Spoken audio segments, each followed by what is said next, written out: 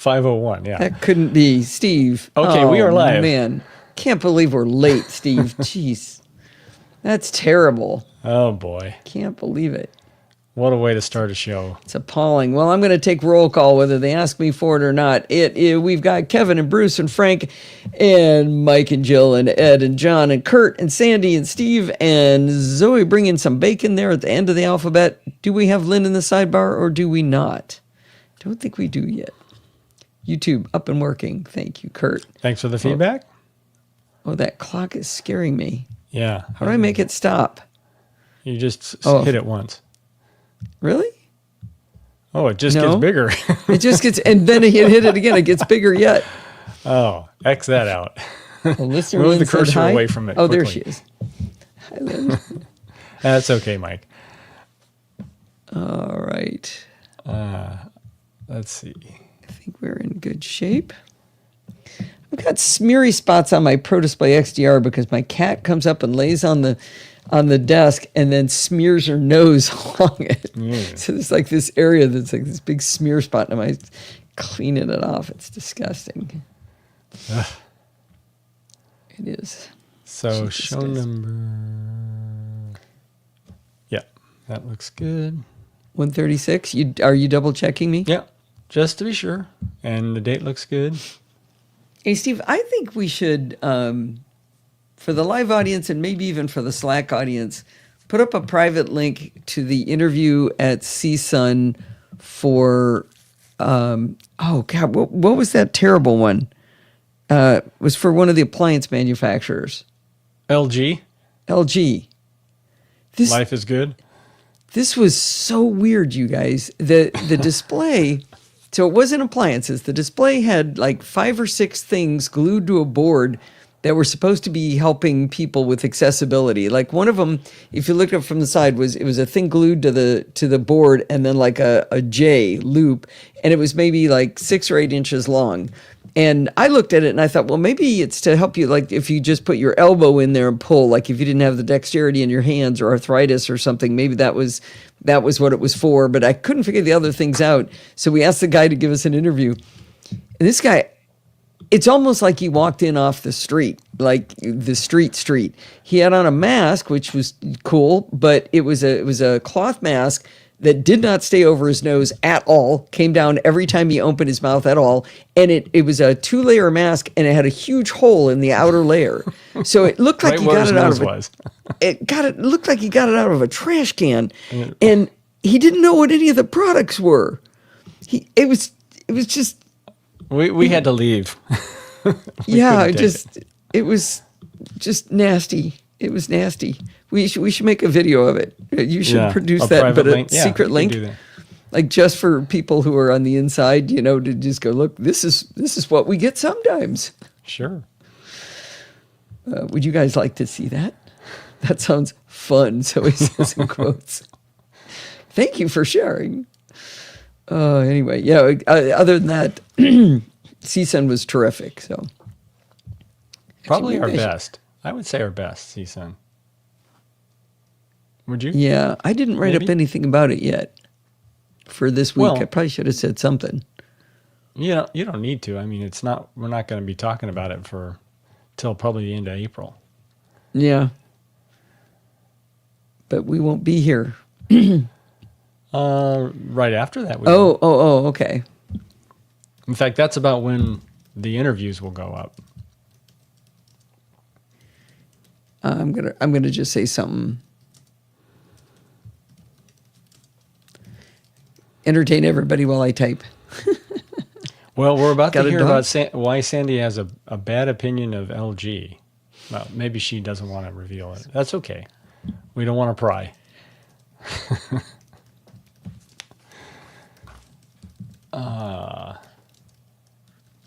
We did meet a lot of, maybe you're going to talk about this. There's a show, a podcast called Double Tap, where we met the 2 hosts, and they're a riot. They're quite a group. Sean and Steven. And there's the picture. There's the photo. So Steven Scott is right behind me. Sean Priest is right behind Steve. So they do Double Tap. It's It's for AMI radio, which is Canadian, and it's part of the Canadian government has this rule that a certain amount of the content on the radio has to be accessible, about accessibility stuff. So they do that show, but one of them's from Scotland and one of them's from the UK. To Steve's left is Michael Babcock.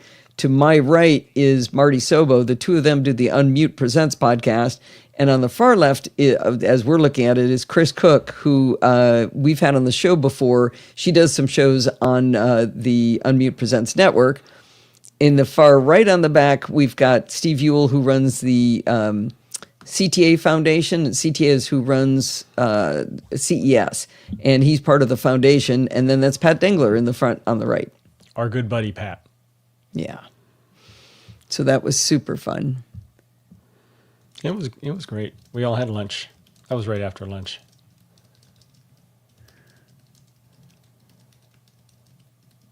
Okay. Oh, Sandy's telling us about the LG fridge.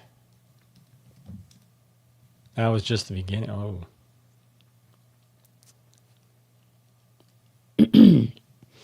All right.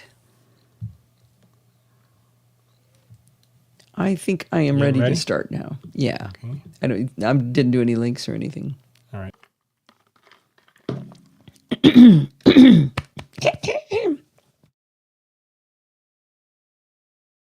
All right, here goes. Why am I gravelly all of a sudden? Here we go. Hi, this is Allison Sheridan of the NosillaCast podcast, hosted at podfeet.com, a technology geek podcast with an ever so slight Apple bias. Today is Sunday, March 16th, 2025, and this is show number 1036. This week, Steve and I got to go to CSUN's Accessible Tech Conference again, and as always, we had an absolute blast. We met up with a bunch of friends. We had a great time, got some great interviews, but I'm just teasing you about it because we're not going to tell you what we learned until we're finally done with CES interviews, and there's still a lot more to go, so you're just going to have to wait. All right. Is Jill here? Where's Jill? Yeah, she's here. She's is in she? she hasn't been talking. Oh, there she is. Yeah. So Jill, all my my chapters and my favorites and my clock disappeared again in Hindenburg.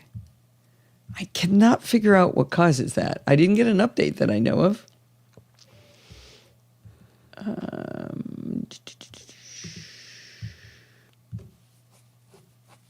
Put this in here. I think this was a little too quiet. I couldn't hear my own cadence. Hi, this is Allison Sheridan of the... That's better. All right.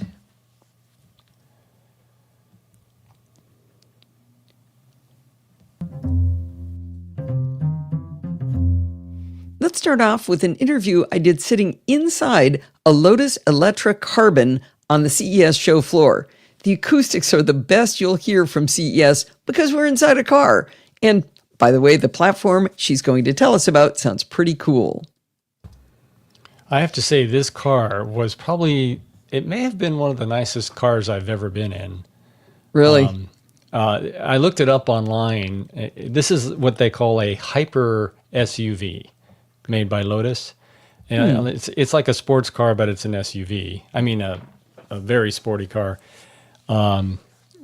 Huge horsepower, although it's about the same speed as or acceleration as your Model 3 performance. It's a bigger car though, right? Oh, it's a much bigger car, yeah. Sells for, I think, 250,000. Oh, really? Something like that. But it's got all the bells and whistles. It was very cool. Let's hear how this transition. Let's hear how this transition sounds. Platform she's going to tell us about sounds pretty cool. I'm sitting in the Lotus Electra Carbon with Soumya Gopal from Here Technologies, who is going to talk to us about the integration of their platform with Lotus and some other vehicles, I think. Welcome to the show, Here. Thank you, Allison. I just called her Here. So Lotus wanted to have this both... Actually. Welcome to the show, Here. Thank you, Allison. I'm going to cut that out because it sounds stupid. platform with Lotus and some other vehicles, I think. So Lotus wanted to have this sports electric car launched in the US, and it's already been launched in Europe. And I think here the driver needs the pleasure of driving a sports car without having to worry about the range anxiety that usually comes with an electric car. That's what you want a Lotus for, is the fun, right? Yes. And this means that you just floor the car and go wherever you want to go without having to worry about where should I stop for charging, how long should I charge, because the system takes care of everything. And this is what we did for the Lotus in integrating the navigation experience fully with range management. So basically what happens is we read the data, the battery data that is displayed here. So for example, it says the charge level is 82%. And this means... It's interesting. You can still hear that we're at CSUN. Yeah, I think her window was open. Oh, was it? Yeah. Oh, okay. Actually, it does better than your car. 2.95 seconds. Oh, that's 0 to 100 kilometers. Well, that's 62 miles an hour. So that is better. Slightly faster? Slightly faster. 905 horsepower. Wow. As I recall, though, the range was short. It was less than 300. It was like 250 miles or something. Really? Yeah. Well, but with the HERE technology, so the funny thing, she wasn't from Lotus. She was from HERE, the mapping people. So it was pretty cool, though. I enjoyed that interview. All right, so I am going to just start talking here. It's getting hard to find my own show notes because Alistair has put so many contributions in for when we're in Japan. Oh, next weekend you'll get to see the grandkids again. We'll be with Forbes and Sienna, so that'll be exciting. Actually, it'll be, Steve, do you realize we're going to be with Forbes and Sienna and we have nobody to shove the kids off onto? I don't know how we're going to do a live show. Terry, Lindsay thinks we should make Terry come over. Yeah, we could do that if she's up for it. I don't want to lean on her too much. Terry is Nolan's mom, so Lindsay's mother-in-law. We're going to watch the kids for not quite, close to a week. All right, here we go.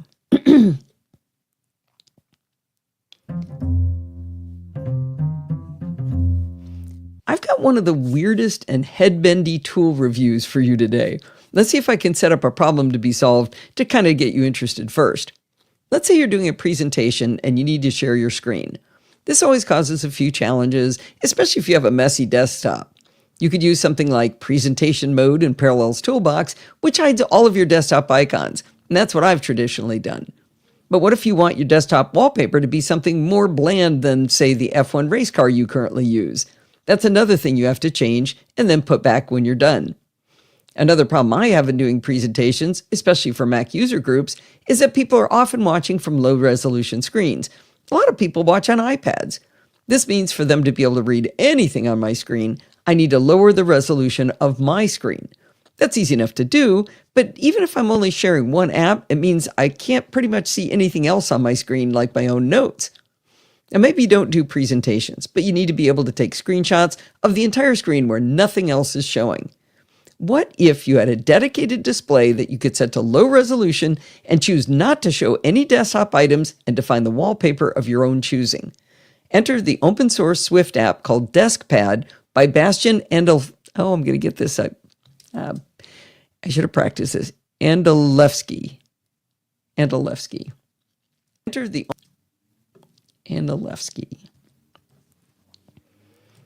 open source Swift app called DeskPad by Bastian Andalewski. I first heard about DeskPad, by the way, as a cool stuff found by Randy Walker on Mac Geek Gab 1077. DeskPad creates a virtual display on your Mac that acts just like a real display. You can customize the resolution, you can set the wallpaper, and you can do your presentation from there. Okay, see if we can make it through a sentence. 1077. DeskPad creates a virtual display on your Mac that acts just like a real display. You can customize the resolution and the wallpaper and do your presentation from there. Let's install it and see how it works, shall we? Bastian has released DeskPad. Good grief. Do you see where it says on GitHub under his username, Steve? I'm on the first paragraph of under installation.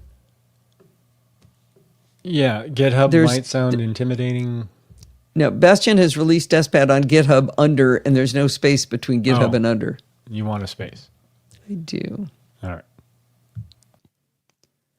Bastian has released DeskPad on GitHub under his username Stengo. GitHub might sound intimidating and only for geeks, but I promise it's super easy to download and install his app from here. Following the link in the show notes, you'll see many unfamiliar tabs across the top. You'll see tabs like code and issues and pull requests and more. You'll see all kinds of undefined icons and words like forks. Even more baffling, you'll see a list of code items with names like .gitignore. If you're not a coder, these are all kind of intimidating. But if you scroll down a bit, you'll see a section called README, and that's in plain English with pretty pictures. You don't need to look at this part, but it may make you feel more calm about where I've taken you to. On the right side, there's a column of options, and I want you to look for Releases and click where it says Latest. This will take you to a simpler page where you'll see a list of assets. There will be 3 zip files to choose from for download. You do not want either of the source code zip files unless you're a developer. You want to download deskpad.app.zip. From here on out, this will be just like any other app you download from the internet. Open up the zip and move the app into your Applications folder. By the way, if you don't see Releases over in the right sidebar, sometimes GitHub is a little weird if your window is too narrow, so make sure it's wide enough so that you can see Releases. All right, on first launch of DeskPad, you'll get that annoying pop-up window about an app introduced in macOS Sequoia requesting to bypass the system private window picker. Just click Allow. As soon as you choose Allow, you'll see a floating window that is our new virtual display. Yay, we've done it! Except that the resolution of the virtual display is wicked high. You may not even be able to read the text of the menu bar. Let's fix that straight away. On your main display, open System Settings, Displays, and you'll see that you now have an extra display called DeskPad Display. With it selected, you'll see a list of resolutions. By default, the DeskPad display was set, at least for me, to 3360 by 2100. That's a wee bit high for me to view on my 13-inch MacBook Air. Below the list of resolutions, you'll see a toggle to Show All Resolutions. I recommend scrolling down to the bottom of the list to see the high DPI options. I choose something super low like 1280 by 800 high DPI. That allows the DeskPad virtual display to float nicely on my little display of my laptop and still let me see other things around that window. Choose whatever resolution fits your needs. Now that the screen has reasonable resolution, let's change the wallpaper. In System Settings, Wallpaper, toggle off Show on All Spaces if it was on. This will allow you to use a drop-down to change displays and apply a different wallpaper to the virtual display. The final thing to change, and this is where things just start to get a bit headbendy, is to decide on the location of the virtual display. I know that makes no sense because you can see it sitting front and center on your display. What do you mean, where's the location? It's right there. But since it's a display, your cursor needs to know where it is. Is it above your built-in display? Is it to the right, the left, or the bottom? Your Mac thinks it's a real display, even though it's a floating window. Just like with a physical display, head back into the display set in System Settings and select Arrange Displays. Move it to a position relative to your main display. It doesn't matter where you put it, because your brain will still have to adjust to thinking of it as being to the right, left, top, or bottom when your eyes can see that it's right in the center of your screen. Now, I never have a physical display above my main display, so I've chosen that location for my virtual DeskPad display. The changes you make in display settings for resolution, wallpaper, and location are all maintained when you quit and restart DeskPad, so you only have to do this once. Now that we have our virtual display set up to our liking, let's talk a little bit about what it's like to use. Picture this. You have your Mac desktop littered with icons for files, and you know, the ones you really do intend to clean up or use in some way someday. Maybe you're like me and you maintain some sanity for all the apps you have open by using Stage Manager. That gives you piles of app windows on the left. But sitting in the middle of the screen, you have one beautiful Finder window of DeskPad with its pristine desktop with no clutter. Now, from here forward, for simplicity's sake, as I describe usage of DeskPad, I'm going to do all of my examples assuming you have arranged the DeskPad display above your main display. This will save me from having to say top, bottom, left, right every single time. So we're going to talk about it like it's above.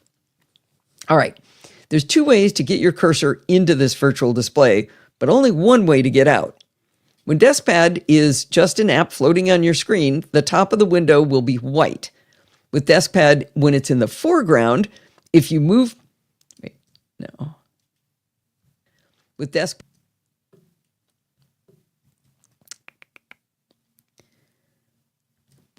in the foreground, if you move your cursor... Let's try that again. Thank you, Kevin. With DeskPad in the foreground, if you move your cursor over the window and click once, the top bar will turn blue.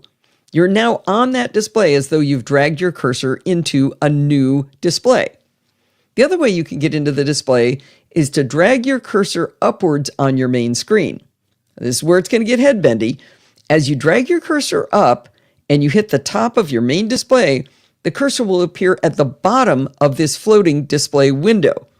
Makes sense, right? If that display was really above the physical display, the cursor would appear at the bottom as you drag up into it. But visually, this feels very weird. I end up kind of picturing it as like a loop because I drag up, but then it's down again as though it came out around the back of my display in some way. It's very hard to describe, but it's very weird. Now, clicking to get into the virtual display is easy, but the only way to get back out is to drag down to the bottom of the virtual display, and then your cursor will appear at the top of the physical display. You still with me? All right, now there's a fun side effect to this. You can easily lose track of your cursor.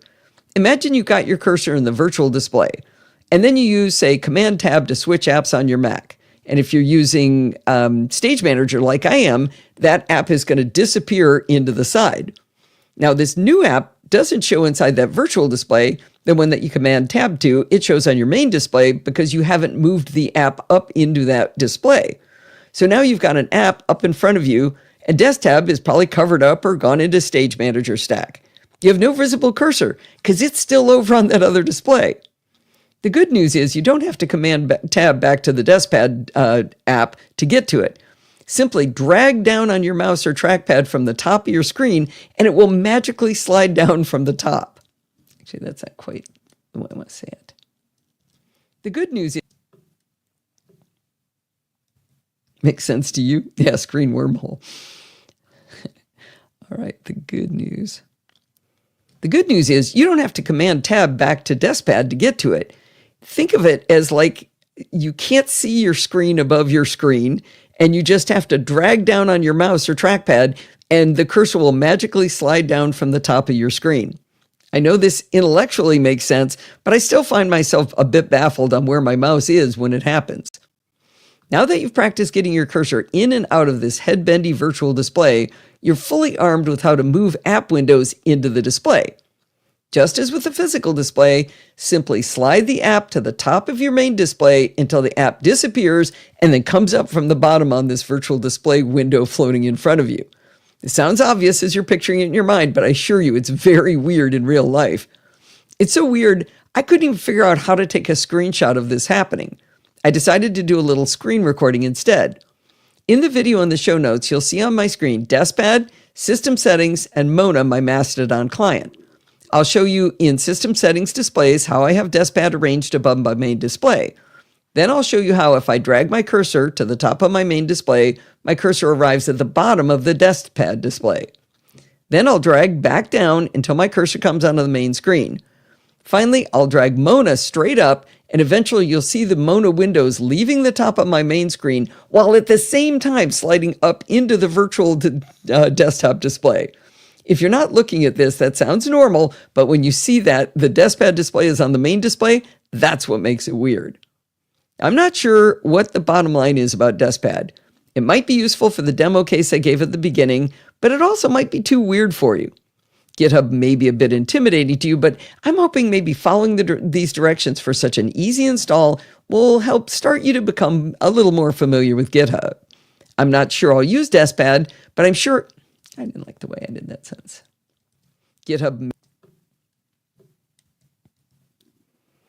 GitHub may be a bit intimidating to you, but maybe following these directions for such an easy install will just kind of help you start to become a little more familiar with GitHub. I'm not sure I'll use Deskpad, but I'm sure glad, and I checked it out, and I enjoyed the heck out of learning how it is to use and stretching my brain a little bit. All right, did you give them the URL to the video? I did. Do you guys see how weird it is? Oh, that's weird. It didn't show. It didn't embed or anything. Did anybody watch the video? What do you mean it didn't show? Oh, you didn't bring it up for preview? Yeah. I was hoping it would do a preview. Yeah. Nope, nobody played with it. Everybody's asleep. They're all talking about the Wicked Witch of the West, maybe making comparisons to you. What? Really? We liked Wicked. Is that how that got started? How what got started? The discussion of the Wicked Witch of the West? Or was Well, it just it had to do with Kevin. I think it started with Ed asking if Kevin remembered his ruby slippers or something. they just launched. Oh, getting blown away by the storm. That's where they came from. What? Oh, Marty showed up. Do you guys remember, did you see Young Frankenstein? Do you remember how Marty Feldman would just suddenly be right next to Gene Wilder and it would always freak him out? That's what Kepler does. We'll be looking all over for him and he'll just suddenly be right where we had just looked. It happens really, really often. So that's his nickname. Oh, there it is. Nicely done, Jill. That was quick. Go all the way down. What hump? We need to watch that again, Steve. Yeah. Steve and I quote from that movie all the time. That GIF doesn't do any. Oh, Okay, is that a real dog? what is that? What's on his head? That's upsetting. I don't like that. That's not real. I can't. Okay, you've got to stop. I figured out if you click outside of Discord, the GIF stop. All right, I'm going to record a little bit here.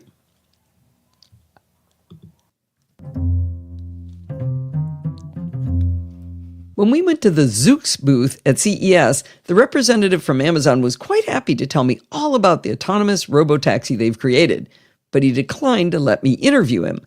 Instead, after his explanation, I did the recording solo. It's short and sweet, but I'm pretty pleased I was able to hold that much in my little head after just one explanation. Zoox. Gadzooks. Oh, I should have said that. All right. One explanation. One of the vehicles that's getting a lot of attention at CES. David Roth said he saw one at South by Southwest. I was trying to think whether I should tell the audience that there's not really much to say. He saw it, but let's see. What I thought was interesting about that vehicle is how it was perfectly symmetric front and back, such that it can move in either direction. And when it does, it changes the lights. Headlights become taillights and vice versa. Red turns white.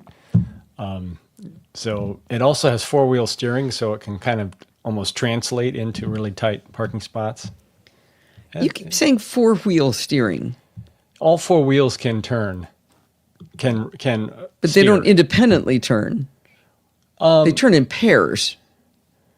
Yeah, but they can turn in such a way that it can crab, move sideways or diagonally without the tail following the front. Okay. Four wheels, and it's symmetrical. Say again? You said it's symmetrical? Yeah, front and back. I may just add this as a little. Let me see if I can ad-lib this. Let's see.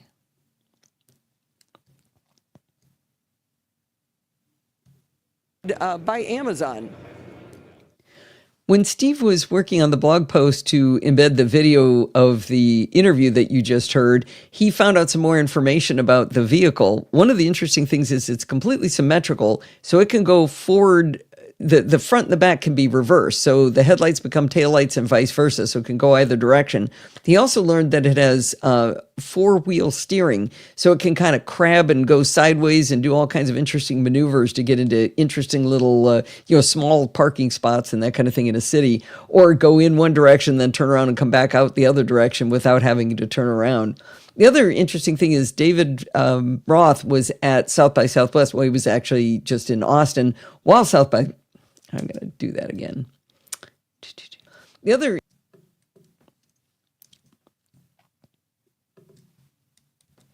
NosillaCast and good friend of ours, David Roth, and his wife, Jennifer, happened to be in Austin during South by Southwest this week, and they actually saw one of the Zoox robo-taxis from Amazon on the street. He said he didn't know what it was until he saw the interview that I did, and so he was able to identify what that weird-looking vehicle was. There, how's that? Good. Made it a little bit more interesting. I put a photo of the four-wheel steering. That's not quite the mode I was talking about, but it shows how front and back can steer. Yeah, how does... Oh, okay, so that would make it spiral. That would be a circle with the center point straight above what we're looking at, right? Yeah. Above the picture. Yeah. It would I don't think it'd be in the center of the vehicle, but it would I didn't say that. I said above the vehicle. Yeah, that's always true, but yeah. No, I mean, we're looking straight down on it, essentially, close to straight down. I'm saying above the picture would be where the center point would be. All right. I feel like making a little disclaimer about the J5 Create interview, Steve. Because the guy hardly tells us anything. He did take a long time to not say much. Yeah. I almost feel like telling people to skip this one. Well, you could say if you're short on time, this one you might want to skip. But it was kind of interesting. I've never seen a power strip where all of with 4 AC outlets, 4 USB combinations of USB-C and A, where all of those outlets are independently controllable. Smart. I think that's been available for quite a while. I've never back me up on this, guys. They've had smart power strips before, right? Where you have independent control. I feel like we've even interviewed, like Wemo. Yeah. I think had one, an outdoor one that had 2 that were independent. It makes sense, and I'm surprised I haven't seen one because it wouldn't be that difficult to do given smart plugs these days. But Jill and Bruce are saying that they have had those. Yeah, well, it was new to you. That's exciting. New to me.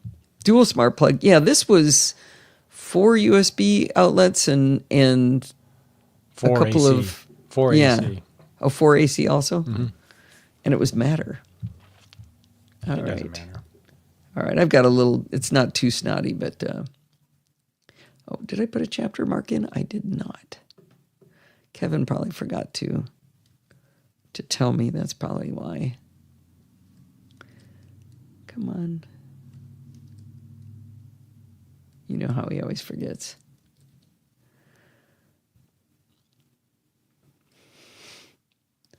He says, look up. Yeah? What am I looking for? All right, here we go.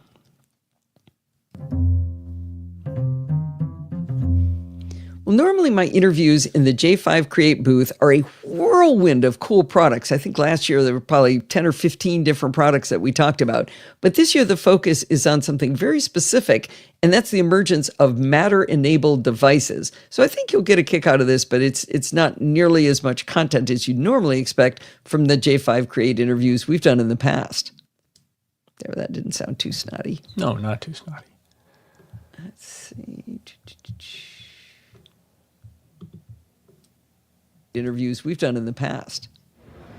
I like to stop by the J5 Create booth every single year because there are so many fun accessories. I asked Brandon Thweet to talk to us, and he says, well, we got about 1 million things here. What do you want to talk about? And we decided out of all of the different accessories that are a lot of cross-platform stuff, but definitely many for the iPhone and Macs and things like that. But we're going to focus on Matter today, right?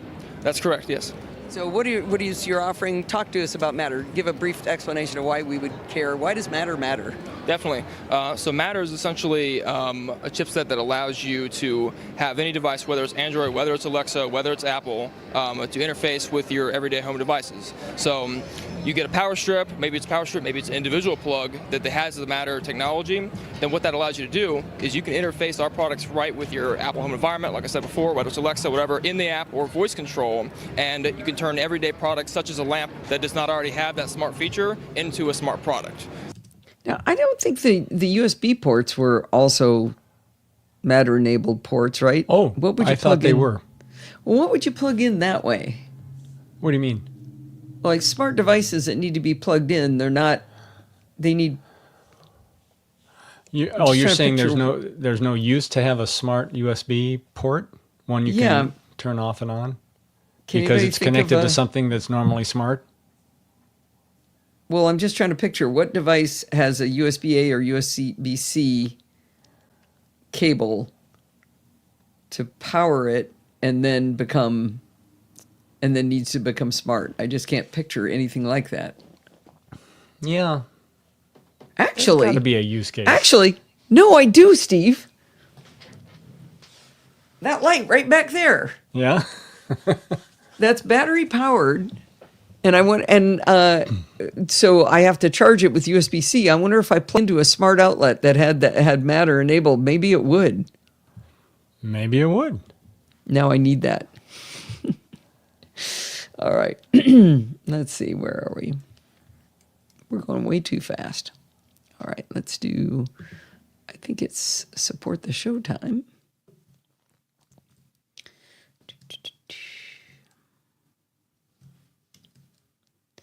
Chapter mark.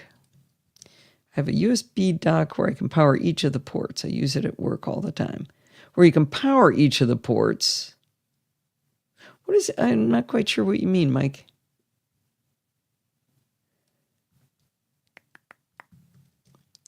Oh, I should do...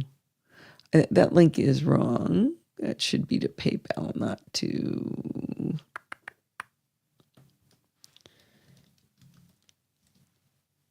Whoop.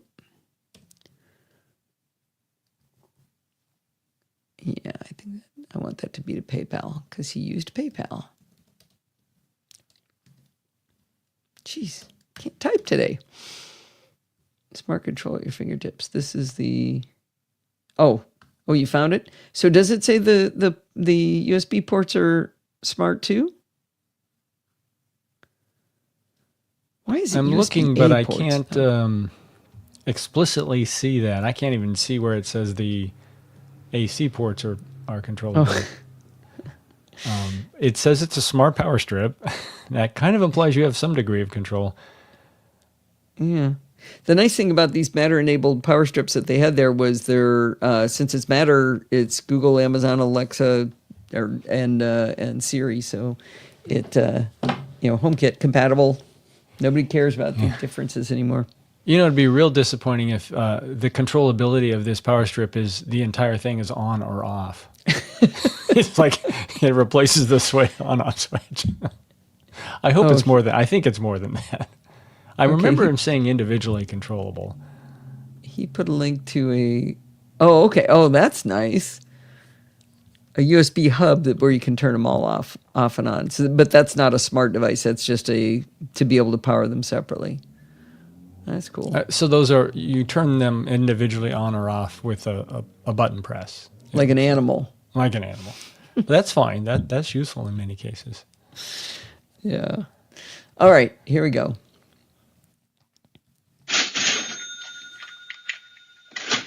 Well, this week, the delightful Christoph Trusch made his quarterly donation to support the podcast. Isn't that lovely? He likes the idea of continually supporting the work, but he doesn't want to be tied into a subscription, so he created one for himself. A quarterly reminder to... So he created one for himself? What the heck does that mean? So he created a quarterly. I'm going to start over.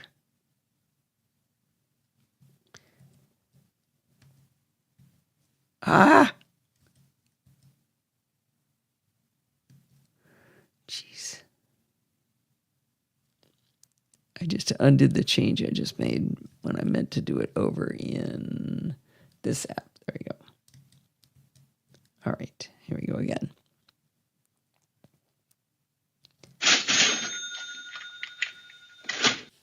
This week, the delightful Christoph Trusch made his quarterly donation to support the podcast. Isn't that lovely? He likes the idea of continually supporting the work, but he doesn't want to be tied into a subscription. So he created a quarterly reminder to shoot some money to me, and we're both happy with that. He just goes to podfeed.com/PayPal and sends the money. Easy peasy. If you'd like to be delightful like Christoph, but you want it even easier, you can go to podfeed.com/donate and use Apple Pay or a credit card of your choosing with no login. In any case, it makes me feel all warm and fuzzy every time Christoph sends in a donation. Thank you, Christoph. Security bits. Money. Wait, I just quoted a song, didn't I? Well, I just Money. assumed you got it off the chat. When he said it? Yeah. Right, but I knew it was music. Oh. Okay. Very good, dear. Well done. Come on. Wow. That's Pink Floyd, isn't it? Yes, I think it is. And I've been to a Pink Floyd concert, so there. Don't make fun of us non-music people. Okay, Steve, listen. Ready? Blink. Well done. All right. You're Wait, welcome. I didn't see it though.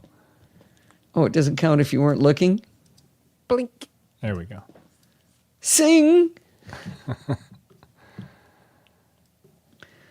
All right. Bring you in there, maybe there. Oh.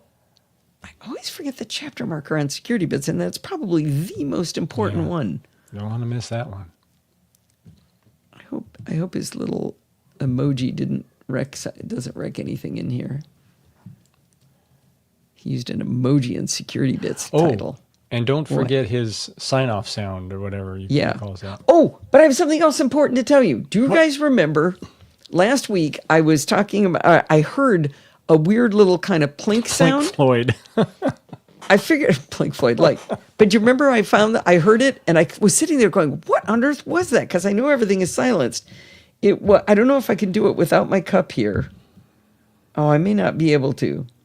It was the Ember app. When the Ember app when you start sliding the temperature, it makes that noise. So I think I was messing with the Ember app to try to get it to heat my coffee when I was doing the interview with Adam or whoever it was. I think it was Adam. Could be. All right, Christoph.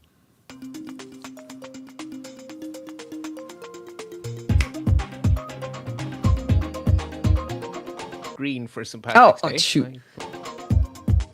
Well, it's that time of the week again. It's time nailed for it. Security Bits with Bart Bouchotz. Hello, Bart. Hello there. You are in wonderfully green for St. Patrick's Day. I completely approve. I always forget that. I walk around completely oblivious of what I'm wearing. I don't pay any attention. Oh, shoot. I was about to say something funny. Where's my joke? I remember I was in a restaurant once and somebody went, "Go Blue!" Why are you saying that to me? A friend of mine had given me a shirt for the University of Michigan, and that's their theme, apparently, is Go Blue. Okay. Well, I have a really nice Apple Watch strap on as well that I ordered at Christmas time this time, so it actually arrived before St. Patrick's Day. Oh, that's What fun. a He's pair. showing us some shamrocks, by the way. Yes, I have a green one with green shamrocks and a white one with green shamrocks. So the last one I showed you was the green one, but today's clothes better match the white one. You're such a fashion and mogul. All right. I am actually going to scan along here. We talked over each other a few times. I saw the pig explode. How's that? Defeats the purpose. Right. It's like saying, You'd where had do you one punch job a and you- hole in this bucket? There's a time. Bit. It's still a bucket. Right. It's just got a hole. It's like, no. It's not a bucket. Anyway, it's still secret. We believe, based on access to things you and I don't. Yeah. Why'd that take so long? Let's tighten this up. We have time to edit. Yeah. Okay. Great letter. Anyway. I think he thought I'd say something It's interesting. like, yeah, this is kind of an important debate for our time. Makes it even worse. Yeah. Yeah. And we have so a say. we're just, Oh, sorry. This will be This in will feedback continue. and follow-ups for a while. Yeah, stay tuned. Same back. What did I just do? That was weird. we have so a say. we're just, Oh, sorry. This will be This in will feedback continue. and follow. Okay. Why is that doing that? Let's see. I think I'm going to get rid of all of that because then I can get rid of this. Is this boring to watch? Yeah. Yeah, stay tuned. Same bat time, same bat channel every 2 weeks. Oh, Have you misaligned things now? Things don't look right. That's what it's looking like. Yeah. Let me check. I know we talked over each other a lot, but something looks wrong, doesn't it? Let me back Yeah, up. you've been. Okay. You guys over there are doing it wrong. What was that? Yeah. Yeah. Okay. That big gap there? That jump. Yeah. Jump. I don't even mean by jump. Oh, The I'm playhead moving my jump. cursor. Well, Oh. because I'm moving my cursor. I'm not going to play 45 minutes of stuff.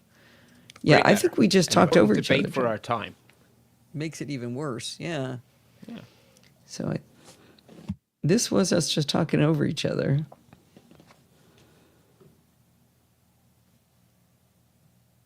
I bet that's what I didn't do right. Yeah, that looks better. Yeah, stay tuned. Same bat time, same bat channel every 2 Okay. weeks. Actually, hopefully it will, Edge people are being mean or malicious. Just instead protect of being everyone. the Queen of Hearts and just off with their head. Okay, I'm going to pick me. Don't accuse. So we shall And see what they are learn. you a little bit worried they might? And are you a little bit worried they might? The lesson they might learn is do the investigation. Jeez, how inarticulate are you? Did you have delay This- problems? Do I don't know. Bart is not on wired Ethernet. He's and I think he might even be using power over Ethernet or Mocha or something like that. Mm-hmm. Are you a little bit worried they might the lesson they might learn is do the investigation while the thing's still sitting there? That's You my want to fear. make sure that's not what they Once do. bitten, Yeah. twice shy. Yeah, I they're don't know. smarter than that. All right. Well, I think this is probably getting boring for people, and I might go for a little while. I don't want to record the ending yet. I want to wait until I get done editing this because it's all going to scooch over. Actually, no, I can do that. And again, That'll don't still forget work. his outro Thank you. jingle. What is that? I keep accidentally hitting a plus, and I get to the end. Look at that. Yeah. Stay patched so you stay secure. All right. Yeah, I'll do his jingle. I think all that stuff will keep scooching over. So we'll throw in his audio icon, as he calls it, which I still think is weird, Branding. I guess. So you stay secure. I'd give it a little more Well, time. that's... Oh, What? sorry. I'd give it a little more time.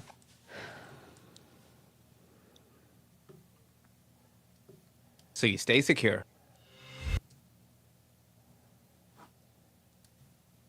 So you stay secure.